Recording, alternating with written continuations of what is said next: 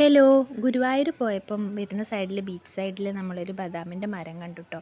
അപ്പോൾ എൻ്റെ പൊക്കത്തിൽ അതേപോലെ തന്നെ നല്ലോണം പൂത്ത് നിൽക്കുന്ന ഒരു ബദാമിൻ്റെ മരം കണ്ടപ്പോൾ ഞാൻ ജസ്റ്റ് ഒന്ന് വീഡിയോ എടുത്തതാണ്.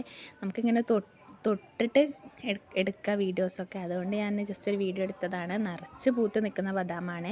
എൻ്റെ പൊക്കത്തിന് വലിപ്പമുള്ളൂ കേട്ടോ ഈ മരം. പിന്നെ ഇതിൻ്റെ തൊട്ടപ്പുറത്ത് കുറച്ചൊരു ഉയർന്നൊരു മരമുണ്ട്. അതിൻ്റെ ചുവട്ടിലും മുകളിലും നിറച്ച് പഴുത്ത ബദാമുണ്ട് കേട്ടോ.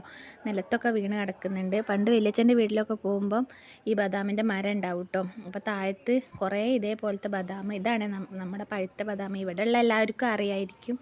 അപ്പോൾ ഇതിൻ്റെ തോടൊക്കെ പൊട്ടിച്ച് നമ്മൾ നല്ല കെയറായിട്ട് എടുക്കണം കേട്ടോ. കാരണം സെൻറ്ററിൽ തന്നെ പൊട്ടിച്ച് അതിൻ്റെ നല്ല പീസ് നമുക്ക് കിട്ടും കേട്ടോ. അല്ലെങ്കിൽ ഇത് ആകെ പൊടിഞ്ഞു പോവും. ഇതിൻ്റെ മുകളിലുള്ള പൊടിയൊക്കെ തട്ടിയിട്ട് എടുക്കണം. ഞാൻ പിന്നെ ജസ്റ്റ് ഒരു വീഡിയോ എടുക്കാമെന്ന് വിചാരിച്ചിട്ട് എടുത്തതാണ്. മറ്റേ ബദാമിനങ്ങോട്ട് ഒന്നും കൂടെ നല്ല ടേസ്റ്റിയാണ് ഇത്.